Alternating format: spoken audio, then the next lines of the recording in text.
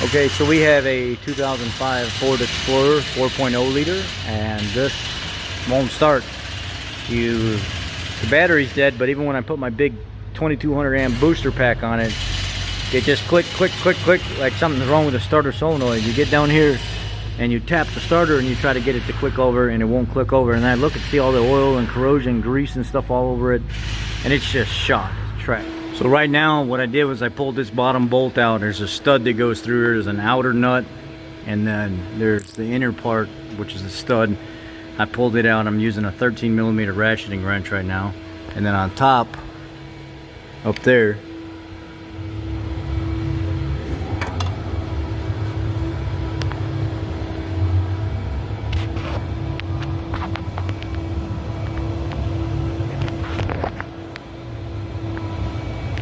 that stud right up there, that's got to come off, and it'll break away from the engine. And then you can spin it around some and you can see the wires right here that's attached to it, and those got to come off. Once you take those off, you'll be able to get your starter out, and this is what the new starter looks like. You'll have to splice in, crimp in the new wire, new exciter wire, and you'll put your power, your big positive cable here, and your ground cable will go down here. So I switched over to a ratchet and a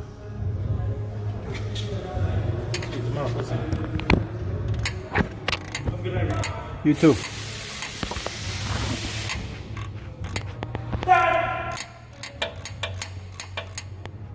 Switched over to a ratchet and a 13mm socket to get it out of there. I mean, it's in there super tight. I couldn't get the ratcheting wrench in there, so I had to just do it this way. The more I loosened it up, the more water started coming out of that starter. The water was actually dripping out of there, and you can see all the corrosion that was building up inside there as I broke it away from the engine. It got a little bit stuck on this bell housing plate, or this gasket, metal gasket plate between the block and the engine. So I just popped it out of there, and there's just so much water coming out of that thing, and there's so much corrosion on it.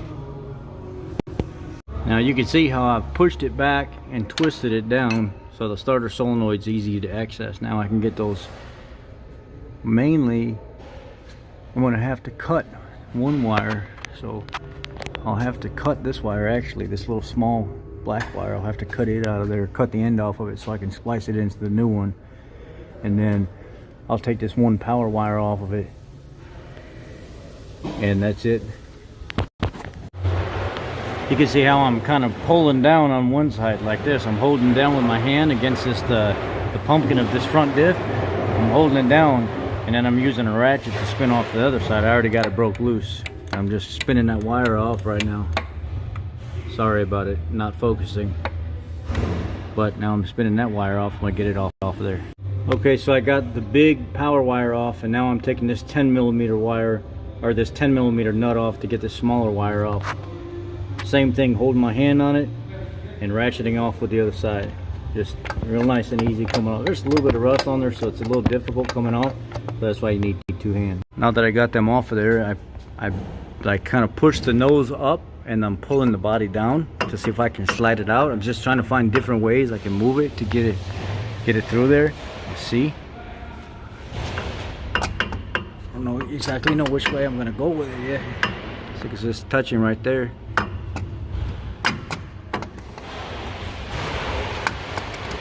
I don't have a clue yet. I'm not sure which way. So I'm gonna fight it a little bit and see, and I'll let you know. Okay, I got this nasty rusty thing here. What I did was I pulled these little clips off, and I went right through the wheel well area right here by the brake lines. So you can see if you come in by the tire, and then you go up right behind it. I just pulled this plastic and stuff away. All this plastic right here, you can see all the flaps back. And I just took the starter right out of the hole right there and brought it down. So now I'm gonna clean all that other stuff and put the other starter back in and bolt it down. So I'm actually gonna take this wire off here.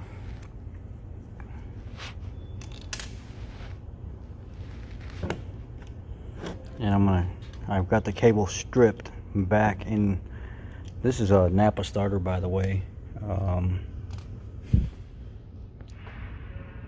Part number 2449289. It's their Premium Power Plus line. And what they want you to do is they want you to cut that other wire and crimp this in. And you can see here, I've got my ground wire cleaned up real good. I've got the back side of my power wire cleaned up real good. I went ahead and crimped or cut and spliced off some of that other wire.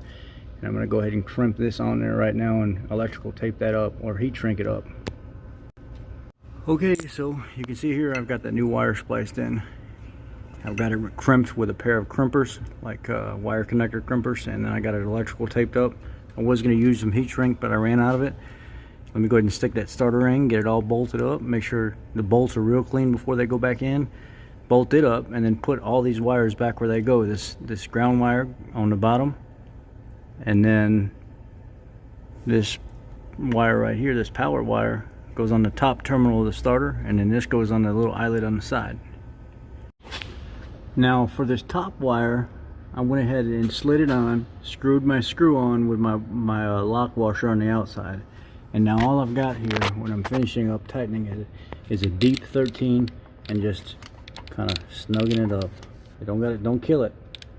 Right there, nice, and that's all she got. I could go more, but it's not going to do anything. That's it right there. Stop. Pull it off, and now the last little wire is that little 10 mil nut wire. Now you can slide that on the terminal and tighten it up.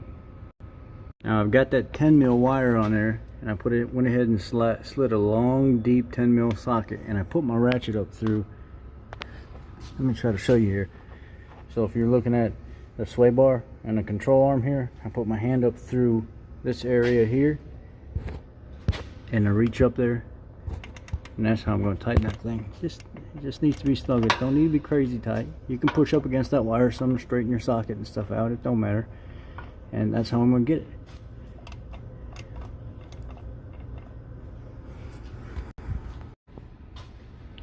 Well, it's in, and all the wires are in.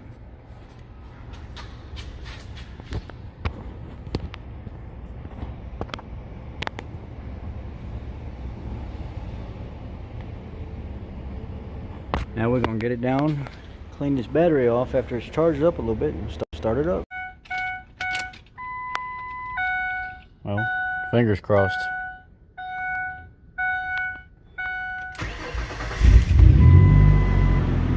Alright. So, the vehicle is running. The starter was the problem. You can see here, it's actually got 14.5 volts while it's running. I still got my charger hooked up to it. So I know my alternator is doing what it's supposed to do. My battery's junk. I got to get a new battery in here now. That's the next step. Thanks guys. Thanks for watching.